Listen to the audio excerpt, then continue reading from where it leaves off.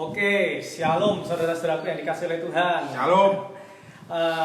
Senang sekali hari ini bisa bertemu, berjumpa kembali dengan saudara-saudaraku yang dikasih Tuhan.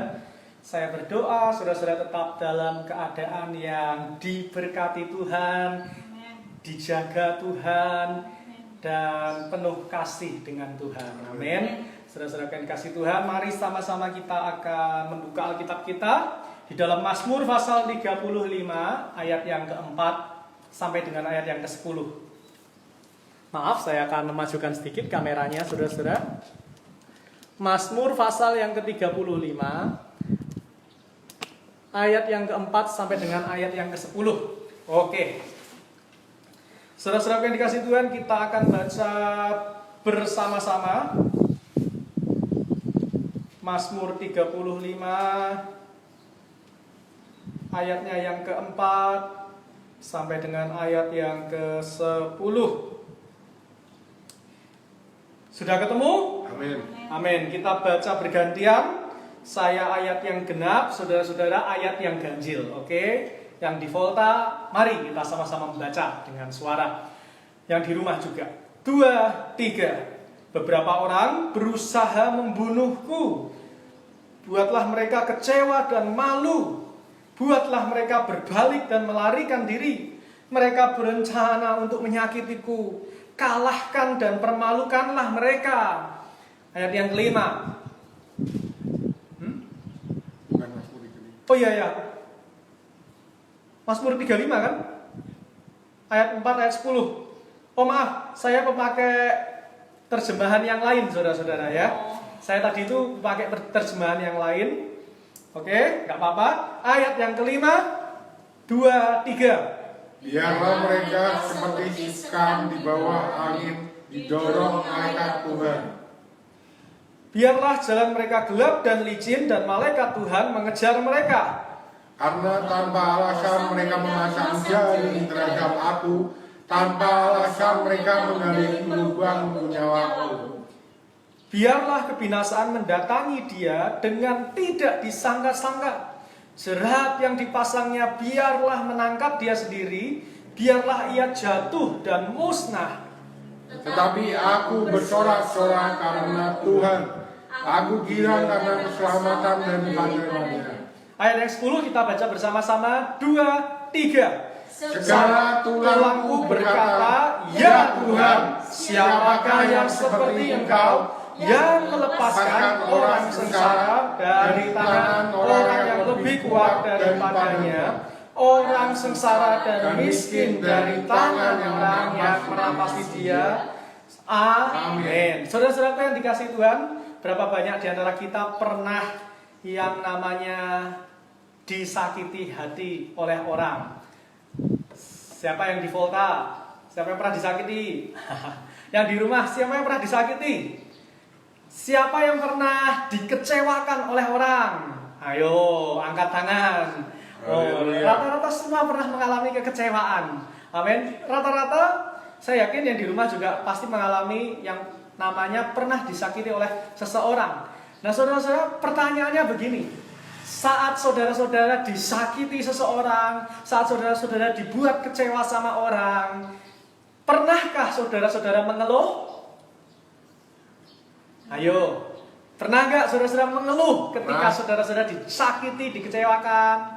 Oke, yang di rumah pernah? Saya yakin di rumah pasti juga pernah. Amin. Di Volta ini hampir semua pernah. Pertanyaan selanjutnya saudara-saudara, bolehkah kita mengeluh? Tidak. Ini dia. Boleh nggak saudara-saudara kita mengeluh saat ada orang-orang jahatin kita, saat ada orang-orang gosipin kita? Kita sudah hidup benar, kita sudah hidup lurus, masih ada orang-orang yang membenci kita, ngerasani kita, ngomong yang enggak tentang kita. Pertanyaannya, boleh nggak kita mengeluh saudara-saudara? Yang di Volta gimana? Tidak. Tidak? Yakin? Ayo. Tidak boleh sekarang. Hah? Mengeluh boleh nggak? Dulu boleh sekarang. No, dulu boleh sekarang ya. Jawabannya saudara-saudara, yang di rumah gimana? Pasti rata-rata jawabnya tidak. Betul? Saudara-saudaraku yang dikasih Tuhan, ada berita sukacita pagi hari ini. Sebetulnya orang Kristen itu boleh mengeluh. Sebetulnya orang Kristen, saya ulangi sekali lagi, boleh mengeluh. Amin. Amin. Kalau saudara-saudara lihat kitab Mazmur, saudara-saudara bisa baca dari seluruh awal kitab Mazmur sampai akhir. Dari Mazmur 1 sampai Mazmur 127 kalau tidak salah ingat. Saudara-saudara lihat di kitab Mazmur itu kitab yang penuh isinya dengan apa? Keluhan-keluhan. Termasuk di dalam Mazmur 35 yang kita baca ini. Lihat, hampir semua ayat yang barusan kita baca isinya apa? Keluhan. Saudara-saudara, sebagai orang Kristen, sebagai orang percaya, kita tidak dilarang untuk mengeluh. Saya ulangi, sebagai orang percaya, kita tidak dilarang untuk mengeluh. Yang tidak boleh itu adalah cara mengeluhnya, saudara-saudara. Yang harus kita perhatikan adalah cara mengeluhnya. Cara mengeluhnya tentunya tidak boleh dengan salah. Harus pakai cara mengeluh yang benar, yang sesuai dengan firman Tuhan. Lalu pertanyaannya mungkin saudara berpikir dan bertanya begini, lalu bagaimana cara mengeluh yang benar? Kalau orang dunia mengeluh, saudara-saudara, pasti akan keluar dengan umpatan-umpatan. Orang dunia mengeluh pasti keluar dengan apa? Omelan-omelan. Dengan yang keluar apa? Sungut-sungut. Seperti bangsa Israel kita tahu. Ya, padahal mereka bangsa pilihan Tuhan. Ketika dibawa Tuhan keluar dari tanah Mesir, mau dibawa Tuhan ke tanah perjanjian, apa yang terjadi? Mereka bersungut-sungut, mengeluh. Mengeluhnya dengan cara yang salah. Orang dunia gak kenal Tuhan. Ketika ada orang nyakitin, langsung ngomongnya, mati kamu ya. Ngomongnya, maaf, saya boleh terangkan di sini. Karena ini sebagian kita banyak alami, ngomongnya kurang ajar, ya kan? Sialan kamu. Yang ngomongnya, atau kalau yang kita, ya familiar dengan kita, wedus, atau remuk, itu yang familiar dengan kita. Biasanya kalau kita mengeluh, kita keluarkan kata-kata yang seperti itu. Nah, saudara-saudara, sebetulnya kalau orang Kristen mengeluh yang benar, caranya bukan seperti itu. Cara mengeluh orang Kristen yang benar adalah dengan apa? Satu jawabannya, dengan berdoa. Kasih ketahu kanan kirimu, kalau ngeluh tuh kamu mending berdoa aja. Ya. Kalau ngeluh mending berdoa. Ya jangan ngomong yang enggak. Saudara-saudara, saya maklum kalau kita kadang-kadang ketelengsut ngomong, saya pun juga sering ngomong gitu ya. Saya akui, namanya manusia kadang-kadang kita bisa ketelengsut ngomong. Ya, bukan secara sengaja, tapi itu kayak, ya sudah keluar aja begitu. Kalau itu tidak sengaja, kita minta ampun, kita segera bertobat. Amin. Tapi kalau kita sadar, begitu kita mau mengeluh, kita lebih baik langsung doa. Ingat, doa itu tidak melulu kita harus dengan ruangan yang sunyi, dengan harus tutup pintu kamar. Tidak. Ada doa namanya itu doa nafas. Doa itu ada doa yang saya sebut dengan doa nafas. Doa bisa saudara lakukan seperti saat saudara bernafas. Doanya singkat-singkat. Misalnya, ketika saudara menemui orang-orang yang menyakiti saudara-saudara, yang membuat saudara jengkel, saudara bisa ngomong, Tuhan, kuatkan saya. Itu doa nafas. Doa yang singkat, ya, yang sekali tarikan nafas. Ya, makanya disebut dengan doa nafas. Saat Anda mengucapkan itu, seperti saudara-saudara sekali saja menarik nafas. Nah, itulah doa nafas. Katakan kalau ada orang menyakiti hati saudara, gosipi saudara, saudara cukup katakan, Tuhan, beri saya kekuatan. Tuhan, damaikan hati saya. Tuhan, beri saya kelegaan. Doa yang dengan satu tarikan nafas, saya yakin itu besar kuasanya juga, saudara-saudara. Amin. Kalau saudara-saudara mengeluh dengan cara yang benar, dengan cara berdoa, saya yakin hidupmu akan selalu positif. Berkat-berkat Tuhan akan selalu dicurahkan dalam hidupmu. Engkau gak akan merasa berat dalam menjalani hidup ini. Maaf saudara-saudara, jaringannya agak terganggu. Karena apa? Karena engkau tahu saudara-saudara, kalau engkau doa, engkau libatkan Tuhan dalam hidupmu. Engkau tahu dalam hidupmu engkau berjalan bersama Tuhan. Sehingga saudara-saudara seperti Daud, firman Tuhan berkata, kemanapun kau pergi, Tuhan buat berhasil. Apa yang kau pegang, Tuhan buat berhasil. keluar masuknya engkau Tuhan jagai. Ya nggak heran saudara-saudara, karena apa? Setiap hari ada doa yang dinaikkan. Ada doa yang dinaikkan. Nah, saudara-saudara mungkin sekarang saudara-saudara akan bertanya, lalu bagaimana? Kalau saya sudah berdoa nafas tapi saya masih kurang puas, saya masih jengkel, saya masih pengen rasanya ngutuki itu orang. Ya, saya pengen rasanya setrum itu orang dengan raket nyamuk. Mulutnya itu saya pengen tampar dengan raket nyamuk. Saya nggak puas itu doa tuh rasanya masih ganjel. Nah, saudara-saudara, seperti Daud. Daud juga kadang-kadang nggak pakai doa satu tarikan nafas, nggak pakai doa nafas. Tapi apa? Nah, ini yang akan kita pelajari. Ada 3 doa ya, atau tiga doa yang saudara-saudara bisa naikkan ketika ada orang-orang yang menyakiti saudara-saudara, ada orang-orang yang membuat Anda jengkel. Yang pertama saudara-saudara harus berdoa untuk orang-orang yang menjahati saudara-saudara, supaya Tuhan menghukum orang-orang jahat tersebut. Saudara-saudara, mungkin saudara-saudara mulai kaget. Loh, bukannya kita di dalam Lukas kita diajari untuk mendoakan musuh kita? Saudara-saudara, iya memang kita harus mendoakan musuh kita, mendoakan orang-orang yang menganiaya kita. Tapi saudara-saudara, jangan lupa kitab Mazmur juga mengajarkan kita untuk bagaimana kita harus berdoa supaya juga Tuhan menghukum orang-orang yang menjahati kita. Menghukum atau menyadarkan saudara-saudara, supaya mereka tidak berbuat jahat lagi. Karena kalau Tuhan tidak menghukum orang yang berbuat jahat, kalau Tuhan tidak menghukum orang yang berbuat tidak adil, maka orang itu gak akan pernah kapok. Hukuman ada supaya orang itu jerah. Seperti saat saudara-saudara misalnya punya anak, saudara-saudara kasih punishment, saudara-saudara kasih hukuman ke anak-anak saudara-saudara. Saya yakin dan percaya punishment itu bukan untuk bertujuan supaya anak saudara-saudara mati, supaya anak saudara-saudara sakit atau luka-luka. Tidak, tapi dibalik hukuman yang sudah berikan kepada anak saudara-saudara, supaya anak itu tahu mana yang benar dan mana yang salah. Supaya anak itu bisa punya efek jera kalau dia melakukan perbuatan-perbuatan yang salah. Nah, bagaimana saudara-saudara bisa bayangkan seandainya ada anak kecil yang dari kecil ketika dia mau buat itu salah, mau buat itu benar, ya, tidak ada yang memberitahu, tidak ada yang menghukum. Kalau dia berbuat sesuatu hal yang salah, tidak ada hukuman, dibiarkan begitu saja. Saya yakin besarnya dia akan jadi orang seperti Tarsan, orang yang liar, ya kan, yang Karena apa? Tidak ada didikan. Karena tidak ada didikan, yang membedakan manusia dengan hewan adalah kita dikasih didikan. Hewan aja kalau dikasih didikan dia bisa pinter, bisa bagus. Apalagi kita, manusia, saudara-saudara.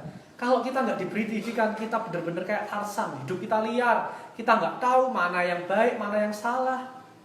Saudara-saudara, makanya itu saudara-saudara, kalau ada orang jahat sama kita, berdoalah supaya Tuhan apa? Menghukum dia. Tujuannya bukan supaya apa? Dia mati. Bukan supaya dia sial atau apa, bukan, tapi supaya apa? Dia kapok ya. Dia tahu bahwa apa yang dilakukannya itu salah.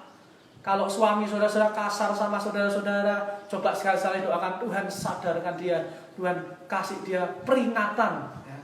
Saudara-saudara, supaya dia sadar bahwa dia itu berbuat hal yang salah terhadap saya. Kalau anak-anak muda mungkin sama pacarnya ya, pacarnya selalu menyakiti, pacarnya selalu selingkuh, sekali dimaafkan, 2 kali dimaafkan, tetap selingkuh terus. Jangan takut untuk berdoa supaya Tuhan menghukum pacar saudara-saudara. Karena hukuman itu membuat orang sadar. Ya, doakan saja, Tuhan tolong hukum pacar saya. Waktu dia chatting sama selingkuhannya, salah kirim ke HP saya, sehingga saya bisa tahu langsung kalau dia tuh selingkuh, ya kan? Begitu juga saudara-saudara, apapun, mungkin bos saudara-saudara sangat menindas saudara-saudara, gak apa-apa, doakan itu. Ingat, Daud pun juga ngomong apa? Ayat yang keempat kita baca lagi ya. Biarlah mendapat malu dan kena noda orang-orang yang ingin mencabut nyawaku. Biarlah mundur dan tersipu-sipu orang yang merancang kecelakaanku. Saudara-saudara, tidak ada yang salah kalau kita berdoa supaya Tuhan menghukum orang-orang yang menjahati kita. Selain saudara-saudara doa dengan saya sebut doakan nafas tadi, saudara-saudara bisa lakukan ini. Doakan mereka yang menjadi saudara-saudara. Katakan, Tuhan biar mereka kapok. Nggak masalah, ya nggak masalah. Ada di Alkitab, itu doa yang Alkitabiah. Jangan ngomong, wah ini pendeta nggak Alkitabiah. Enggak, saudara-saudara. Ya. Nah, yang pertama ini, doakan supaya orang itu dihukum Tuhan dan dia sadar bahwa dia itu salah. Nah, yang kedua, doa seperti apa, saudara-saudara, yang harus kita lakukan kalau ada orang jahat kita? Yang kedua adalah berdoa agar Tuhan menyelamatkan orang yang berbuat jahat terhadap kita. Nah, ini saudara-saudara, dua hal ini. Ada yang kedua, kita harus berdoa juga supaya orang-orang yang menjahati kita, orang-orang yang menyakiti kita, itu diselamatkan Tuhan. Dengan kata lain, orang-orang yang berbuat jahat itu kita doakan supaya apa? Supaya mereka bertobat. Ya, jangan kita doakan Tuhan buat dia mati. Jangan kita doakan Tuhan buat dia miskin. Jangan, saudara-saudara. Ya, cukup doakan yang di poin pertama, Tuhan kasih peringatan. Ya, jangan doa yang negatif-negatif. Cukup dengan doa-doa hukuman. Saya yakin hukuman gak mungkin saudara minta Tuhan hukum sampai orang itu mati. Ya, karena yang kedua Tuhan ajarkan kepada kita harus doakan supaya mereka justru diselamatkan. Kita lihat Indonesia, kita tahu banyak orang-orang gak benar di Indonesia. Contohnya kemarin corona, saudara-saudara. Kita tahu orang-orang itu menjengkelkan hati kita. Sudah tahu ada pemerintah yang ngasih arahan. Ayo social distancing, ayo jangan keluar rumah, di rumah saja. Begitu BLT tercairkan, disalurkan, apa yang terjadi? Mallnya buka, mereka semua antri beli baju baru. Pasarnya buka, saya lihat di Instagram saudara-saudara, ada penjual itu yang sampai videoin ya. Dia videoin, dia katakan, wah ini lautan manusia. Saya lihat juga ngeri saudara-saudara. Orang itu berdesak-desakan, wah ngeri saudara-saudara. Orang Tanah Abangnya sampai bilang, wah ini kalau begini tiap hari bisa kaya ini pedagang. Ramai sekali. Dan kita, para dokter yang lihat itu, hatinya apa? Panas. Karena apa? Ini orang nggak tahu apa. Masa nyawa sama baju lebih penting baju baru. Nyawanya nggak dipikirin. Ya kan, kita mulai ada yang mengutuk. Ada yang saya lihat komen-komennya di Instagram, ada yang bilang, udah ini mati aja nih orang-orang ya. Orang-orang gak berguna, orang-orang gak punya otak. Saudara-saudara, bukan begitu cara mendoakannya. Yang pertama, kita memang doa supaya hukum, gak apa-apa. Doa hukum tapi bukan supaya dia mati tentunya. Doa hukum, saudara bisa doakan mungkin, Tuhan buat dia pusing di rumah supaya mereka gak keluar rumah. Kan bisa. Buat dia meriang atau batuk, sakit ringan. Itu hukuman yang ringan, yang nggak sampai mati. Doakan seperti itu ya, supaya orang itu ada di rumah, nggak masalah. Tapi yang kedua, doakan supaya apa? Tuhan ampuni mereka, karena mereka nggak tahu apa yang mereka lakukan. Yang kedua, doakan juga selamatkan mereka Tuhan. Bagaimanapun, mereka ciptaan Tuhan. Mereka dibentuk sama seperti kita, saudara-saudara. Cuma bedanya mereka belum mengenal jalan kebenaran. Kita harus doakan supaya mereka diselamatkan. Tuhan saja sangat mengasihi mereka. Ya, kita pun juga harus mengasihi mereka. Walaupun saya tahu itu berat. Secara manusia, kalau boleh jujur, saya juga emosi. Ketika lihat itu, saya geleng-geleng kepala. Ini orang-orang sangat egois. Gak punya pola pikir yang panjang. Mereka hanya pola pikir yang pendek. Pikirnya hanya untuk baju baru dipakai, kelihatan necis, kelihatan boys. Ya kan saudara-saudara, di-upload di Instagram, menyenangkan, ya paling menyenangkan diri sendiri. Tapi dia nggak ingat, coronanya bisa membuat orang lain mati. Ya kan saudara-saudara, itu menjengkelkan. Tapi firman Tuhan mengajarkan untuk kita apa? Doakan supaya mereka diselamatkan. Doakan supaya mereka mengenal jalan kebenaran. Amin. Dan yang terakhir saudara-saudara, yang ketiga, bagaimana kita berdoa? Nah ini yang paling penting saudara-saudara. Yang paling penting buat kita. Yang pertama, kita berdoa supaya Tuhan menghukum mereka. Tapi menghukum bukan artinya supaya mereka mati, saudara-saudara.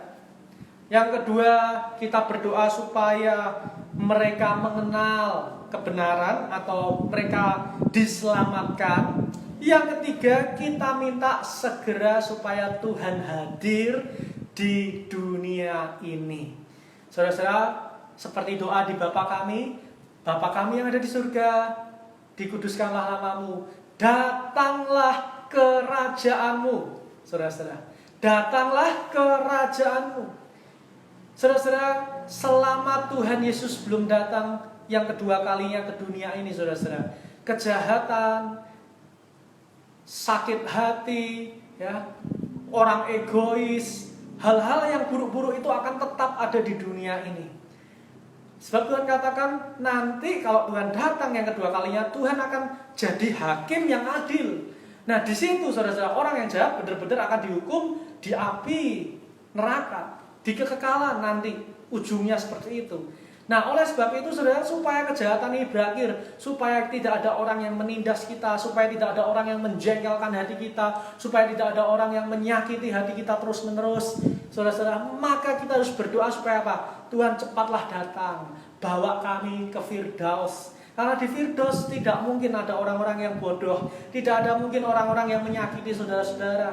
Di sana adanya kedamaian, sukacita, damai sejahtera, kebahagiaan aja saudara-saudara di sana. Gak mungkin ada orang mulutnya kotor, gak mungkin ada orang mulutnya gosipin yang enggak terhadap saudara-saudara, ngomong yang enggak benar, gak mungkin. Sehingga saudara-saudara bisa tenang, hati saudara-saudara sukacita. Ini doa yang ketiga, kita minta Tuhan ayo toh hadir, ayo toh hadir. Nah kita baru bisa berdoa yang ketiga ini. Kuncinya kalau kita punya pikiran dan hati yang melekat kepada Tuhan. Selama hati kita dan pikiran kita tetap melekat di dunia, susah untuk kita ngomong Tuhan ayo hadir. Jangankan doa untuk Tuhan hadir, ingat aja mungkin tidak. Saudara-saudara, tapi kalau kita melekat hati dan pikiran kita kepada Tuhan, kita rasanya itu pengen ayo toh Tuhan hadir toh, ayo toh cepet datang. Kalau kita pikirannya masih di dunia ini, kita malah mikirnya gini, Tuhan jangan datang dulu ya Tuhan, saya belum siap, saya masih penuh dosa, saya belum nikah, saya belum kawin, saya belum melakukan banyak hal, ya saya masih banyak dosa, belum sempurna. Saudara-saudara, mari kita berdoa untuk Tuhan segera datang. Karena begitu Tuhan datang, Dia akan jadi hakim yang adil. Orang-orang yang jahat, orang-orang yang gak benar, yang selalu hidupnya membuat kita jengkel, akan dihukum Tuhan di kekekalan. Nah di situ kita bisa lihat benar-benar Tuhan kita adalah Tuhan yang adil. Amin. Saat ini kita belum bisa lihat, belum bisa merasakan, belum bisa mengecap secara nyata keadilan Tuhan. Makanya itu kita harus terus doa, datanglah kerajaanmu, supaya kita benar-benar mengecap janji Tuhan digenapi seluruhnya dengan real, dengan nyata 100%. Tuhan Yesus memberkati kita semua. Kita akan akhiri, saudara-saudara, ibadah kita hari ini. Kita akan berdoa bersama-sama. Mari kita tutup dalam doa ibadah pada pagi hari ini. Kami bersyukur Tuhan buat firman Tuhan. Kami diajar Tuhan untuk berdoa, bahwa kami berdoa bukan hanya berdoa supaya kami diberi Tuhan kesabaran, diberi kekuatan. Kami boleh berdoa untuk Tuhan menyadarkan mereka, Tuhan menghukum mereka, bahkan Tuhan menyelamatkan mereka. Dan terlebih Tuhan datang ke dunia ini supaya kami melihat Tuhan firman-Mu digenapi secara real, secara nyata dalam hidup kami. Kami rindu Tuhan Kau bekerja dengan dahsyat dalam hidup kami. Dan berkati setiap kami yang sudah ikut ibadah pada pagi hari ini. Seberapapun kami yang hadir, Tuhan kami percaya Engkau tetap memberkati kami. Engkau memberkati pekerjaan kami, bisnis kami, sekolah kami, studi kami. Apapun yang kami perbuat Tuhan buat berhasil. Biar Tuhan menyertai kami, keluar masuknya kami. Tutup bungkus kami dengan kuasa darah Tuhan. Jauhkan dari corona. Kami tahu Tuhan, tanpa Tuhan kami tidak bisa apa-apa. Kami perlu Roh Kudus untuk mengalir dalam hidup kami, memenuhi kami sehingga virus-virus corona tidak bisa menyentuh kami. Kami percaya Bapak, kami percaya kalau kami mau melakukan bagian kami, Tuhan pasti juga akan melakukan bagian Tuhan. Kami bersyukur sampai saat hari ini kami masih sehat, dijaga Tuhan, tidak ada sakit penyakit yang berarti. Kami tahu itu berkat dari Tuhan. Kami bersyukur Tuhan, berkati kami semua Tuhan. Besok Senin kami bekerja, Tuhan beri kami kekuatan yang baru, beri kami berkat yang baru, anugerah yang baru, agar kami semangat bekerja. Terima kasih. Mari saudara-saudara angkat dua belas kedatangan kita akan menerima berkat dari Tuhan.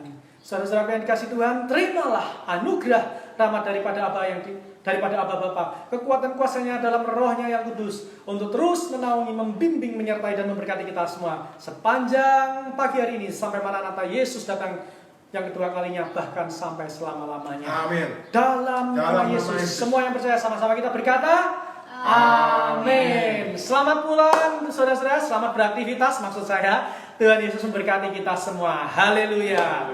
Saya akan off-kan saudara-saudara, kita tidak menyanyi ya untuk terakhir karena ini waktunya sudah tinggal sedikit agar bisa di-save. Tuhan Yesus memberkati, sampai ketemu kembali. Haleluya. Amin.